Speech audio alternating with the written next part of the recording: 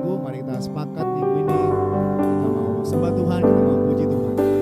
Terima kasih Bapa di surga, karena Bapa adalah Bapa yang layak dipuji, layak disembah, layak terima, ditinggikan untuk setiap jemaat Tuhan. Terima kasih Bapa.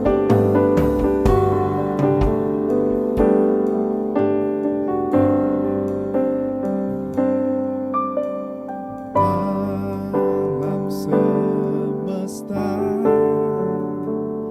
melukiskan kebesaran Tuhan, bumi dan surga menyanyikan kemuliaan namamu. Hosana,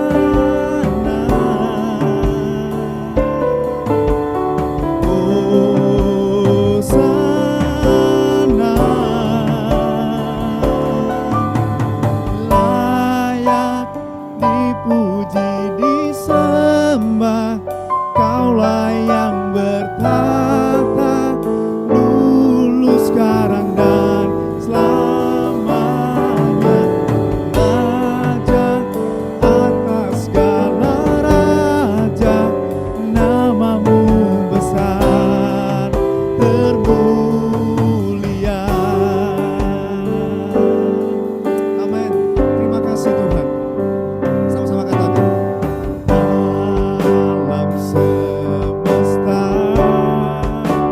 menyanyikan kebesaran Tuhan, bumi dan surga melukiskan kemuliaan namamu. Hosana,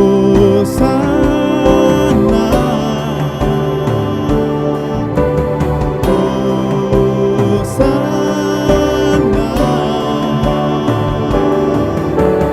layak dipuji disembah, Kaulah yang bertata dulu sekarang dan selamanya, Raja atas segala raja, namamu besar termulia.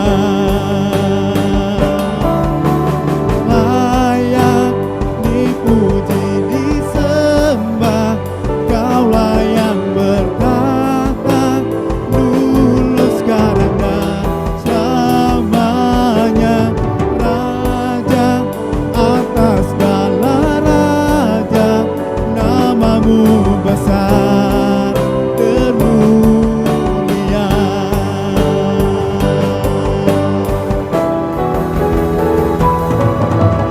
Layak dipuji disembah, Kaulah yang bertata dulu sekarang dan selamanya, Raja atas segala raja, namamu besar termulia.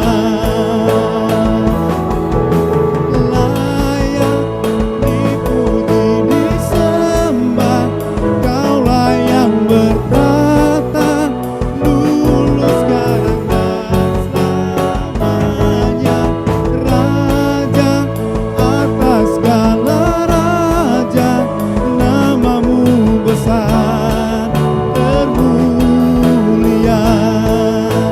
Namamu besar termulia, namamu besar termulia.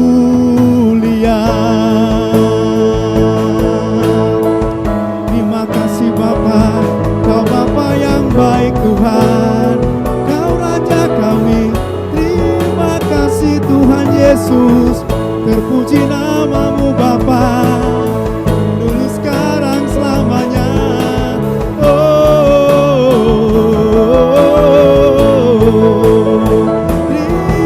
Terima kasih Tuhan, Kaulah yang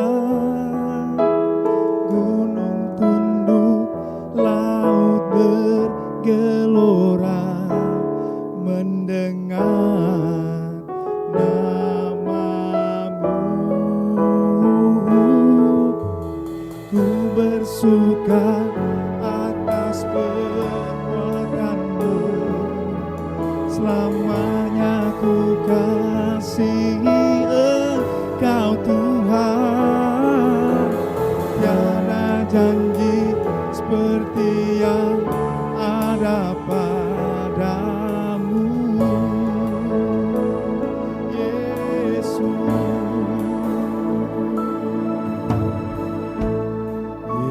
Yesusku,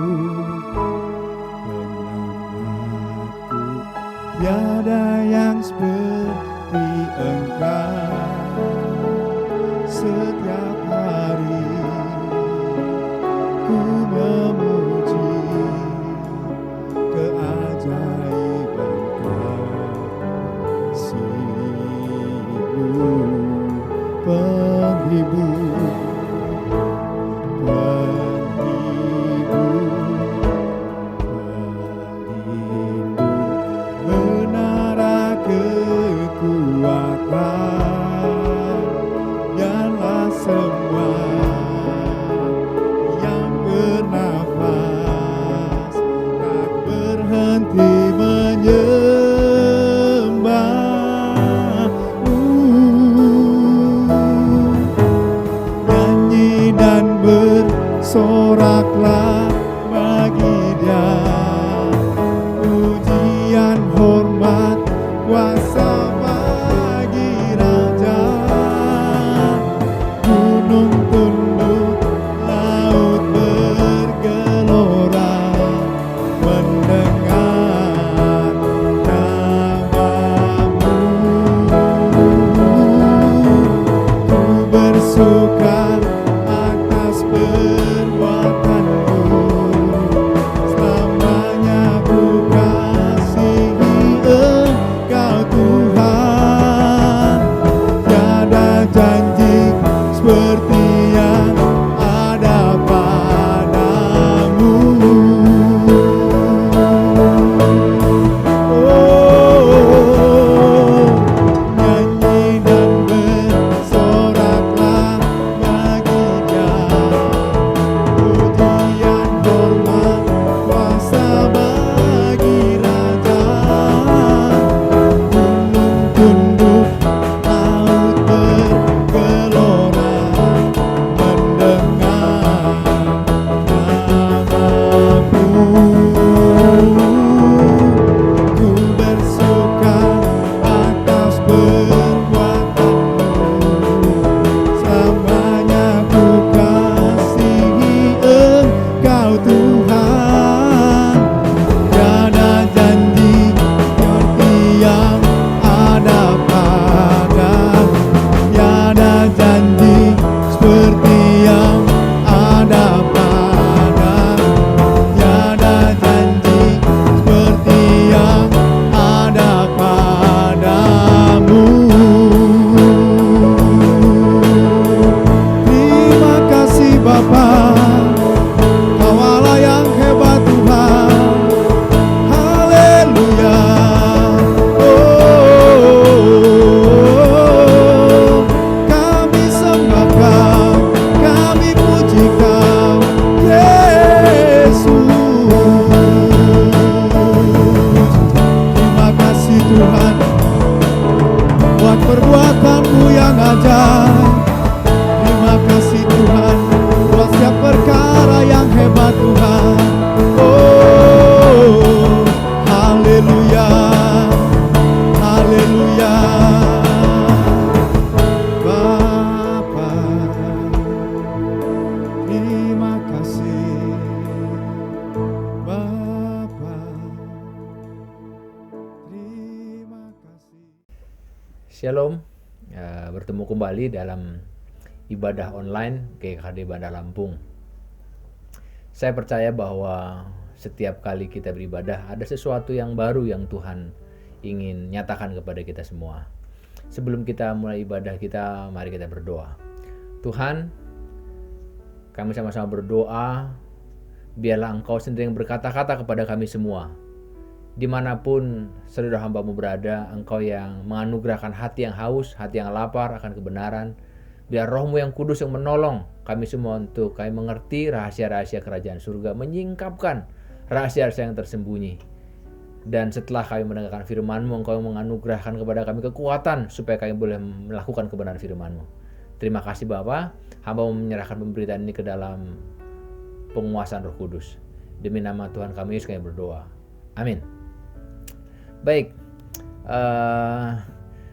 saudara masih ingat awal di bulan Mei saya pernah menyampaikan satu gambaran firman Tuhan tentang kejahatan yang tersembunyi.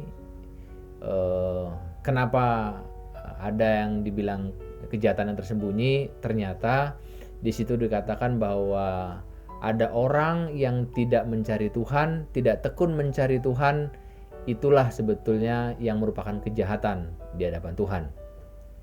Nah, hari ini masih tentang bagaimana kita memiliki kerinduan untuk bersekutu dengan Tuhan. Jadi saya kasih judul hari ini tentang hasrat ilahi, desire, keinginan ilahi. Jadi ketika orang lahir baru, ketika orang pertama kali mulai mengambil keputusan untuk menjadikan Yesus sebagai Tuhan dalam hidupnya, yang pertama kali Tuhan kerjakan, Tuhan baharui adalah keinginannya, hatinya. Nah, seringkali banyak hamba Tuhan mengatakan bahwa pertobatan itu adalah metanoia, perubahan pola pikir. Nah, sekarang banyak sekali sebetulnya persoalannya adalah di bagaimana pola pikir yang berubah. Nah, konteksnya adalah tentang perubahan. Baik. Kalau di awal bulan Mei kita bicara tentang bagaimana tekun mencari Tuhan. Nah, sekarang kita lihat bahwa ternyata orang bisa tekun itu karena ada sesuatu keinginan di situ. Ada satu keinginan, bahkan ada dalam bahasa Inggrisnya itu bukan hanya sekedar want, tapi desires, hasrat. Jadi itu lebih daripada sekedar keinginan. Kita lihat dari Yeskiel 36 ayat yang ke-26. Ini janji Tuhan. Begini firman Tuhan, "Kamu akan kuberikan hati yang baru dan roh yang baru di dalam batinmu, dan aku akan menjauhkan dari tubuhmu hati yang keras dan kuberikan kepadamu hati yang taat." Sekali lagi firman Tuhan bilang seperti ini, "Kamu akan kuberikan hati yang baru dan roh yang baru diam di dalam batinmu, dan aku akan menjauhkan dari tubuhmu hati yang keras dan akan kuberikan kepadamu hati yang taat." Nah, sebelum lahir baru, ternyata kecenderungan manusia itu hanya kejahatan di hadapan Tuhan. Kita lihat. Nanti kita akan banyak belajar di dalam Yeskiel 36 ini. Tapi sebagai ayat referensi kita lihat ternyata sebelum lahir baru, di situ dikatakan bahwa hati manusia mempunyai kecenderungan, kecenderungan itu bicara tentang hatinya yang selalu condong, pikirannya selalu condong, keinginannya selalu condong kepada kejahatan. Lihat di Kejadian 6 ayat yang ke-5. Ketika dilihat Tuhan bahwa kejahatan manusia besar di bumi dan bahwa segala kecenderungan hatinya selalu membuahkan kejahatan semata-mata. Kejadian 6 ayat yang ke-5 ayat ini muncul sebelum peristiwa air bah. Jadi kejahatan manusia terakumulasi. Akhirnya Tuhan mulai mengambil keputusan untuk menyelesaikan atau membinasakan manusia di era itu. Itulah pada peristiwa Nuh.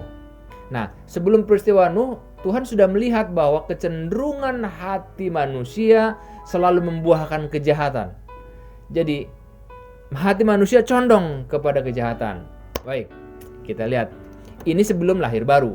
Nah, setelah lahir baru, itulah sebabnya muncul Yeskiel 36 ayat yang ke-26. Setelah lahir baru, itu dikatakan di dalam 1 Tawarikh 29 ayat yang ke-18. Ini nyanyian Daud begini. Di dalam 1 Tawarikh 29 ayat yang ke-18. "Ya Tuhan Allah Abraham, Ishak dan Israel, bapa-bapa kami, peliharalah untuk selama-lamanya kecenderungan hati umatmu yang demikian ini, dan tetaplah tujukan hati mereka kepadamu."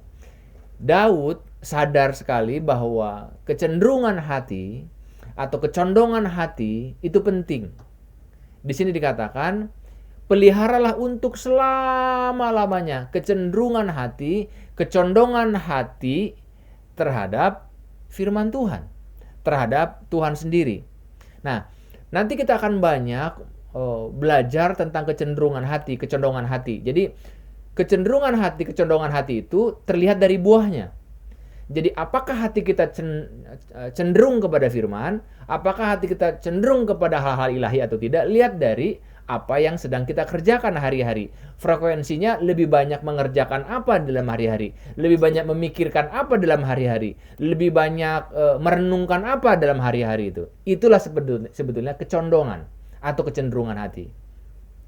Lihat, seharusnya firman Tuhan digenapi. Firman Tuhan yang dikatakan dalam Yeskel 36-26, kamu akan kuberikan hati yang baru, yang percaya katakan amin, dan roh yang baru di dalam batinmu, dan aku akan menjauhkan. Nah, bersamaan dengan hati yang baru, bersamaan dengan roh yang baru, saat yang bersamaan pula hati yang keras jauh.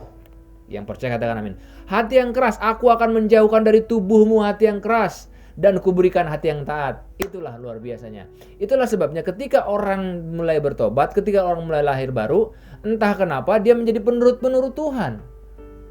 Dia nggak harus bergumul untuk datang gereja, nggak harus bergumul untuk baca firman Tuhan. Kenapa? Hatinya terpikat ke sana.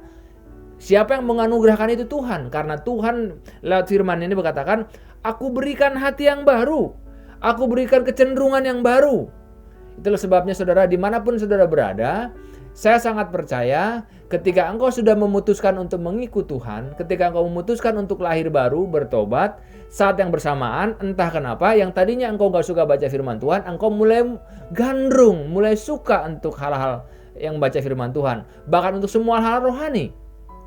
Semua yang kau kerjakan, apa yang kau cari di internet, semuanya itu hal-hal rohani. Tidak hal yang bukan hal-hal yang tidak rohani, karena kecenderungan hatinya terpikat. Kecenderungan hatinya condong terhadap hal-hal rohani. Yang percaya katakan amin. Nah, di situ dikatakan bahwa Daud di dalam nyanyiannya sekaligus doanya, dia minta supaya Tuhan memelihara di dalam batinnya, di dalam batin umatnya, hati yang tertuju kepada Tuhan. Wow, Tuhan telah menganugerahkan kecenderungan hati. Tuhan telah menganugerahkan kecenderungan hati terhadap semua hal yang rohani. Dimanapun saudara berada, hari ini mari kita evaluasi. Apakah kecenderungan hati saudara mulai kepada hal-hal ilahi? Kalau belum, mulailah berdoa saat ini. Berdoalah mulai di dalam batinmu. Berdoalah bahwa Tuhan tolong aku untuk aku memiliki kecenderungan atau kecenderungan ilahi atau hati yang condong terhadap hal-hal rohani. Baik, kita lihat. Kita akan kupas satu persatu. Di situ dikatakan bahwa hati yang baru dan hati yang taat. Nah, sejak awal Tuhan memanggil kita, Tuhan sudah memberikan ini. Kita lihat di dalam Filipi 2. Ayat yang ke-12 sampai ke-18. Begini firman Tuhan. Hai saudara-saudaraku yang kekasih, kamu senantiasa taat, karena itu tetaplah kerjakan keselamatanmu dengan takut dan gentar. Bukan saja seperti waktu aku masih hadir, tetapi terlebih pula sekarang aku tidak hadir. Karena Allah lah yang mengerjakan di dalam kamu. Lihat, Allah lah yang mengerjakan di dalam kamu baik kemauan maupun pekerjaan menurut kerelaannya. Lakukanlah segala sesuatu dan tidak bersungut-sungut dan berbantah-bantahan, supaya kamu tiada beraib dan tiada bernoda sebagai anak-anak Allah yang tidak bercela di tengah-tengah angkatan yang bengkok hatinya dan yang sesat ini, sehingga kamu bercahaya di antara mereka seperti bintang-bintang di dunia, sambil berpegang pada firman kehidupan, agar aku dapat bermegah pada hari Kristus, bahwa aku tidak percuma berlomba dan tidak percuma bersusah, tetapi sekalipun darahku dicurahkan pada korban dan ibadah imanmu, aku bersuka cita dan aku bersuka cita dengan kamu sekalian. Dan kamu juga harus bersuka cita demikian dan bersuka citalah dengan aku. Di sini dikatakan bahwa hati yang baru dan hati yang taat itu bicara tentang takut dan gentar untuk melakukan semuanya. Jadi hati yang baru, hati yang taat. Jadi ketika orang mengerjakan keselamatannya, di sini dikatakan ternyata keselamatan kita harus dikerjakan, harus dilakukan.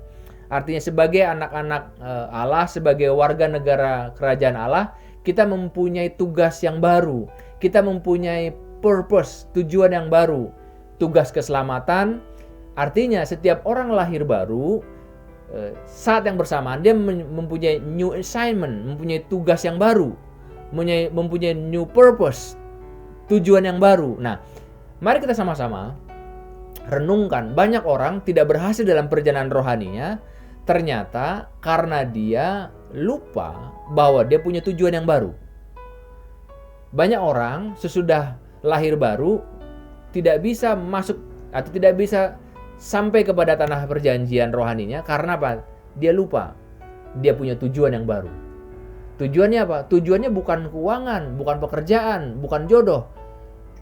Tujuannya adalah panggilan Allah dan menyelesaikannya. Lihat, di sini dikatakan, tetaplah kerjakan keselamatanmu dengan takut dan gentar. Hati yang baru dan hati yang taat itu mengerjakan segala sesuatu dengan rasa hormat. Takut ini bukan fear, tetapi ini sesuatu rasa hormat kepada Tuhan. Jadi banyak orang datang ke gereja tidak lagi dengan rasa takut dan hormat. Banyak lagi orang membaca firman, banyak lagi orang menyembah, banyak lagi orang memuji Tuhan, tidak lagi dengan rasa takut dan gentar. Itulah sebabnya itu tidak membawa kebaikan dalam hidupnya. Makanya firman Tuhan mengingatkan, bangsa ini memuliakan aku dan bibirnya padahal hatinya menjauh daripadaku. Banyak orang yang sedang melakukan aktivitas ibadah, aktivitas rohani, tapi kehilangan esensi rohaninya. Nah, esensi rohani itulah sebetulnya bicara tentang hasrat. Hasrat ilahi. Hasrat ilahi itu membuat akhirnya muncul pujian, siang jadi kenangan, malam jadi impian, cintaku semakin mendalam. Itulah sebetulnya. Nah, awalnya adalah desire, spiritual desires. Jadi keinginan atau hasrat ilahi. Ini dikatakan di dalam Filipi 2 ayat yang 12 sampai 14. Allah lah yang mengerjakan di dalam kamu kemauan maupun pekerjaan. Jadi Tuhanlah yang mulai membangkitkan keinginanmu. Enggak tahu kenapa engkau mulai enggak suka lagi tentang hal-hal dunia. Itu merupakan kejijian. Engkau mulai malu. Engkau mulai muak dengan hal-hal dunia. Itu yang benar. Itu yang dibilang tentang lahir baru. Yang percaya katakan amin. Nah, selanjutnya kita lihat. Kalau tadi bicara tentang hati yang baru dan hati yang taat, sekarang kita bicara tentang roh yang baru. Roma 8 ayat yang ke-15 sampai 17. Di sini dikatakan, sebab kamu tidak menerima roh perbudakan yang membuat kamu takut lagi, tetapi kamu telah menerima roh yang menjadikan kamu anak-anak Allah. Oleh roh itu kita berseru, ya Aba, ya Bapa. Roh itu bersaksi bersama-sama dengan roh kita bahwa kita adalah anak-anak Allah, dan jika kita adalah anak, maka kita juga adalah ahli waris. Maksudnya orang-orang yang berhak menerima janji-janji Allah yang akan menerimanya bersama-sama dengan Kristus, yaitu jika kita menderita bersama-sama dengan Dia, supaya kita juga dipermuliakan bersama-sama dengan Dia. Lihat, roh yang baru ini apa maksudnya? Kalau tadi kita sudah mengerti tentang Tuhan memberikan hati yang baru dan hati yang taat, itu bicara tentang keinginan yang baru, bicara tentang kemauan yang baru. Yang sekarang roh yang baru, roh ini, dengan roh ini kita bisa memanggil Aba ya Bapa. Dengan roh ini kita bisa merasakan, oh saya merasakan Tuhan. Karena banyak orang yang gak bisa merasakan Tuhan. Itulah sebabnya di dalam setiap kali KKR, retret, atau ibadah impartasi, atau kebangunan rohani dan yang lain-lain, orang-orang mengatakan, saya merasakan Tuhan di sini. Saya merasakan jamahan Tuhan. Loh, bukankah dia Kristen selama ini? Kenapa dia tidak merasakan Tuhan? Nah, ada sesuatu yang salah ternyata. Kristen tidak sama dengan lahir baru. Kristen tidak sama dengan kehidupan intim dengan Tuhan. Nah, di dalam firman Tuhan yang kita dengar hari ini, di dalam Yeskiel 36 ayat 26, kamu kuberikan hati yang baru, roh yang baru. Nah, hati yang baru dan roh yang baru untuk apa? Ternyata di sini dikatakan roh yang baru itu membuat saudara mampu mengatakan Aba ya Bapa. Ini bicara tentang hubungan. Hanya orang Kristen yang berani memanggil Tuhannya Bapa. Karena Tuhan pengen supaya ada hubungan antara orang yang diciptakan dan orang dan pribadi yang menciptakan. Lihat. Dan hebatnya Tuhan meneguhkan di sini, seolah-olah Tuhan meneguhkan apa yang dikatakan di dalam kitab Yeskiel. Kamu tidak menerima roh perbudakan, kamu tidak menerima roh intimidasi, kamu tidak menerima roh yang membuat kamu ketakutan. You can name it. Orang bisa takut karena apa saja. Orang bisa takut karena masa depan, orang bisa takut karena semua hal. Sudah bisa buat daftar tentang ketakutan saudara. Tetapi kamu tidak menerima roh yang menjadikan kamu anak-anak Allah. Saudara dan saya, kita menerima roh yang membuat saudara dan saya menjadi anak Allah. Dan kalau kita baca selanjutnya, kita lihat. Roh itu bersaksi bersama-sama dengan roh kita bahwa kita adalah anak-anak Allah. Dan jika kita adalah anak, kita juga adalah ahli waris. Saudara dan saya adalah ahli waris. Saudara mengerti tentang ahli waris? Ahli waris itu berarti apa? Apa yang Bapa punya, itu saya punya. Bukankah Bapa mempunyai langit dan bumi? Semua kekayaan yang ada di dalam bumi ini punya Bapa. Berarti punya saudara dan saya. Bukankah kesehatan itu adalah miliknya Tuhan? Itu juga Tuhan anugerahkan bagi saudara dan saya. Saudara bisa sebutkan semua yang menjadi kebutuhan saudara, dan itulah yang dicari oleh bangsa-bangsa yang tidak mengenal Allah. Tapi Bapa tahu engkau memerlukannya. Lihat. Itulah sebabnya Alkitab mengatakan engkau gak perlu takut lagi. Engkau gak perlu takut masa depan. Engkau gak perlu takut tentang masalah kesehatanmu. Engkau gak perlu takut apapun itu. Walaupun mungkin saat ini yang terjadi dan yang kau alami tidak seperti itu. Tapi lihatlah, Tuhan akan mengerjakan semuanya. Oke. Kita akan sampai ke situ nanti. Ya.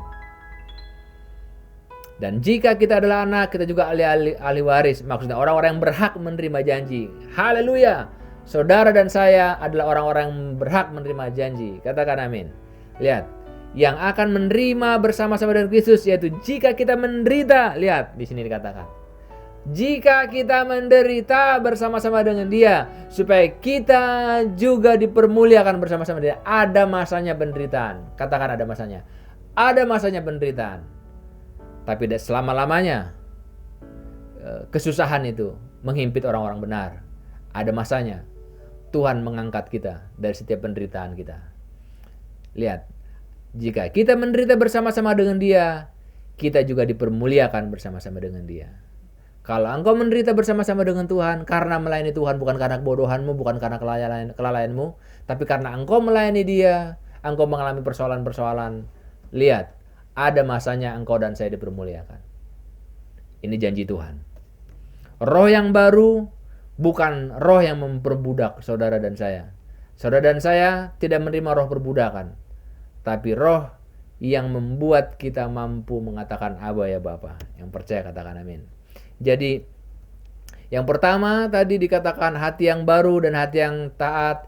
Yang kedua roh yang baru. Dan yang ketiga Tuhan menjauhkan hati yang keras. Yang percaya katakan amin. Nah lihat, saya akan kasih tunjuk bukti-bukti tentang hati yang keras. Mungkin orang mulai bertanya-tanya, hati yang keras seperti apa ya? Nah kita lihat di Efesus 4 ayat yang ke-17 sampai 32. Sebab itu, Efesus 4 ayat 17 sampai 21 dulu. Sebab itu kukatakan dan kutegaskan ini kepadamu di dalam Tuhan. Janganlah hidup lagi sama seperti orang yang tidak mengenal Allah, dengan pikirannya yang sia-sia dan pengertiannya yang gelap. Lihat-lihat. Tadi Tuhan katakan Tuhan menjauhkan hati yang keras. Jadi semua yang saya bacakan di awal tadi itu adalah buah dari hati yang keras. Ya. Nanti kita lihat lagi. Jangan hidup lagi sama seperti orang yang tidak mengenal Allah, dengan pikirannya yang sia-sia dan pengertiannya yang gelap. Lihat. pikiran yang sia-sia, pengertian yang gelap, jauh dari hidup persekutuan dengan Allah. Lihat tadi ya, jauh dari hidup persekutuan dengan Allah. Jadi apa buktinya dia hidupnya jauh dari persekutuan Allah? Pikirannya sia-sia, pengertiannya gelap. Lihat, karena kebodohan yang ada di dalam mereka dan karena kedegilan hati mereka. Nah ini dia.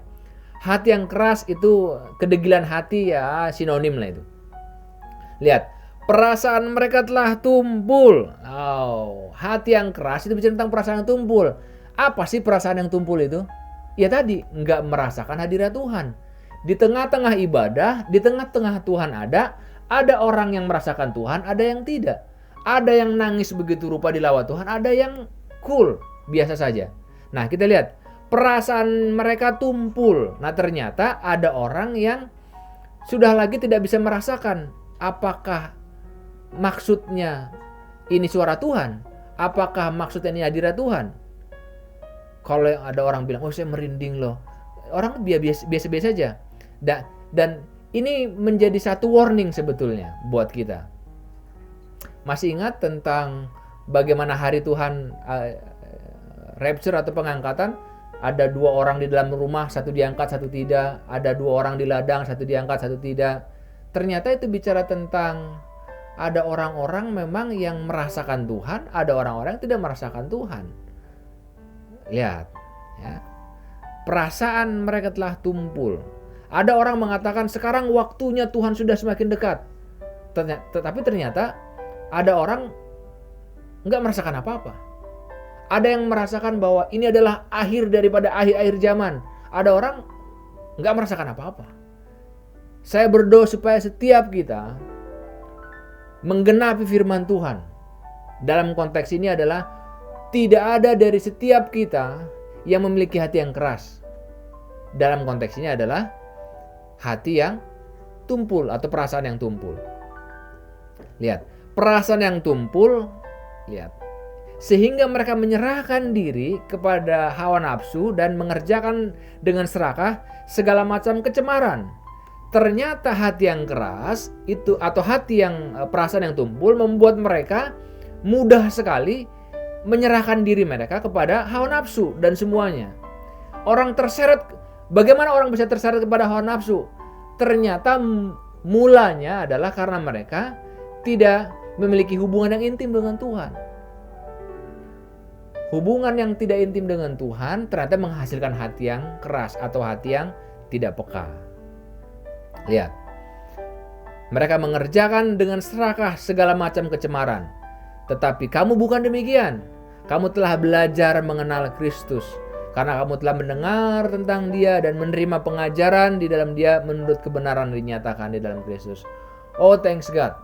Saudara dan saya, ketika kita lahir baru, Tuhan melepaskan hati yang keras.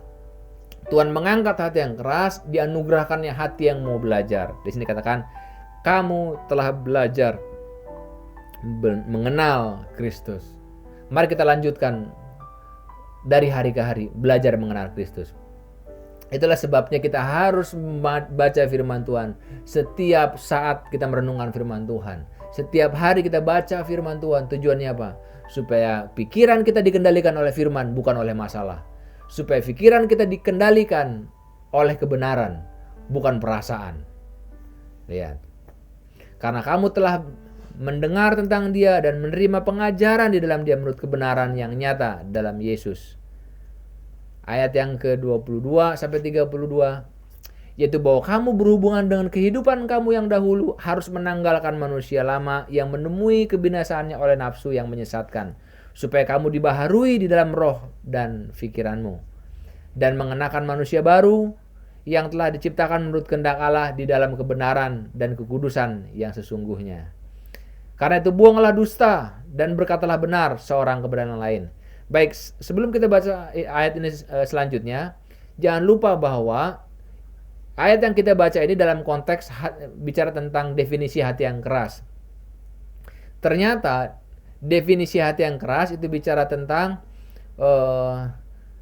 Tuhan menjauhkan kita dari setiap hawa nafsu yang menyesatkan, dari pikiran-pikiran yang membuat kita jauh daripada Tuhan.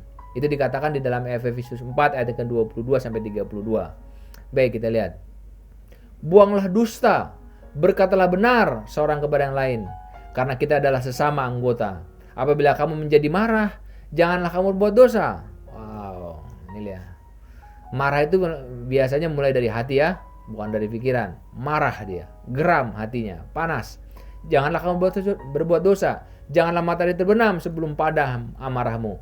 Janganlah beri kesempatan kepada iblis. Ya. Dari mulai hal sederhana, dari mulai pahit hati, dari mulai amarah, itu adalah celah yang kita buka untuk setan masuk di situ. Banyak orang tidak berhasil dalam perjalanan rohaninya, mula-mulanya karena kekecewaan.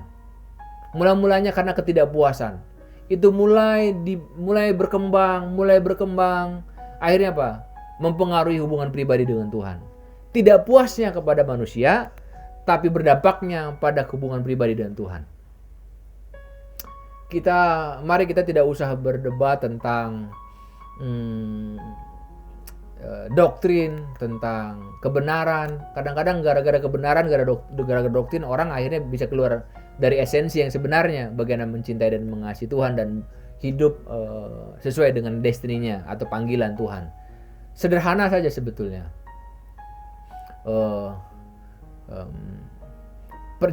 Tujuan Tuhan adalah supaya saudara dan saya itu masuk dalam seluruh kebenaran Tuhan, seluruh kebenaran apa yang Tuhan mau dalam hidup kita.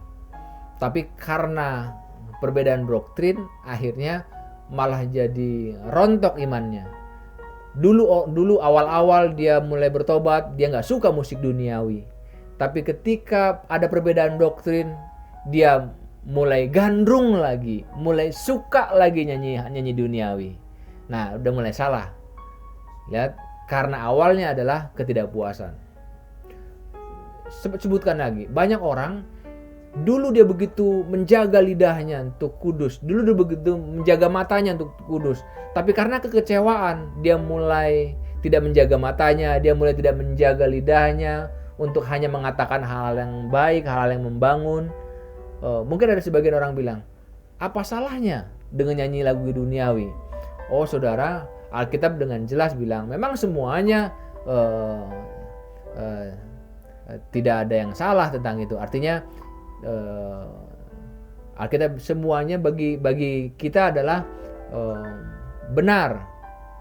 Bagi orang kudus semuanya kudus. Tapi apakah itu membangun? Jadi apakah itu berguna? Itu yang penting. Jadi apakah dengan menyanyikan itu engkau memuliakan Tuhan? Nah, itu konteksnya. Ya. Lihat. Makanya di dalam Efesus 4 ayat yang ke-22 sampai 32 di sini dikatakan, janganlah beri kesempatan kepada iblis. Orang yang mencuri janganlah mencuri lagi, tapi baiklah ia bekerja keras dan melakukan pekerjaan yang baik dengan tangan sendiri, supaya dapat membagikan sesuatu kepada orang yang berkekurangan. Lihat, dan janganlah ada perkataan kotor keluar dari mulutmu. Ini dia. Kenapa ada perkataan kotor? Karena mulai dari hati yang keras. Lihat. Dasarnya sudah keras, dasarnya sudah kotor, maka keluarnya bisa kotor. Ya. Bahkan candaan-candaan sekalipun. Ya. Lihat. Tetapi pakailah perkataan yang baik untuk membangun. Lihat, konteksnya lagi-lagi adalah apakah itu berguna, apakah itu membangun, supaya mereka yang mendengarnya beroleh kasih karunia. Sekali lagi diteguhkan supaya saudara dan saya menjadi saluran berkat bagi orang-orang yang belum percaya atau bagi orang-orang percaya yang lain. Di sini dikatakan supaya mereka yang mendengarnya beroleh kasih karunia. Saudara, di akhir dari khotbah saya hari ini, betapa sulitnya berubah. Jadi melalui setiap keadaan Tuhan ingin supaya kita berubah. Lihatlah dengan adanya pandemi ini, dengan adanya persoalan ini, sulit sekali untuk mengubah orang. Orang disuruh pakai masker aja susah. Orang disuruh untuk mengikuti protokol aja susah. sampai harus ada sanksinya, padahal itu untuk dirinya sendiri. Terlepas dari pro kontra ini terlalu dibesar-besarkan dan tidak, tetapi esensinya adalah Tuhan ingin dari setiap hal yang terjadi, saya ulangi lagi, Tuhan ingin supaya dalam setiap hal yang terjadi di dalam hidup kita, segala hal yang terjadi ini sesuai dengan firman Tuhan, bahwa Tuhan turut bekerja dalam segala sesuatu. Artinya dalam segala hal Tuhan ingin supaya kita berubah. Banyak sekali yang harus kita rubah dalam konteks pandemi ini. Cara engkau berkata-kata harus berubah, cara engkau bersikap berubah, kemana-mana harus cuci tangan, kemana-mana harus pakai masker, dan yang tadinya sering pegang-pegang muka harus mulai nggak boleh lagi sering-sering pegang-pegang muka. Dan itulah yang perubahan-perubahan yang Tuhan maksudkan dengan hal rohani sebetulnya. Bukan fisik yang Tuhan maksud, tapi sesulit itulah kira-kira orang berubah untuk cenderung kepada perkara-perkara ilahi. Saya berdoa melalui kesempatan ini supaya saudara dan saya memiliki kecenderungan ilahi ini. Dimanapun saudara berada, apapun yang saudara sedang kerjakan, di rumah, mungkin sebagai seorang pensiunan, mungkin sebagai seorang karyawan, bisnismen, pelajar, mahasiswa, ibu rumah tangga, pastikan engkau dan saya mengerjakan semuanya itu untuk kemuliaan Tuhan. Jadi ketika engkau mengerjakan semua aktivitas itu, pastikan nama Tuhan dimuliakan. Jadi ada nilai rohaninya di situ. Itulah sebabnya lakukanlah segala sesuatu sama seperti untuk Tuhan. Saya berdoa pembacaan firman Tuhan yang saudara lakukan menjadi lebih dalam lagi. Bukan hanya sekedar baca, tetapi engkau memiliki hubungan di situ.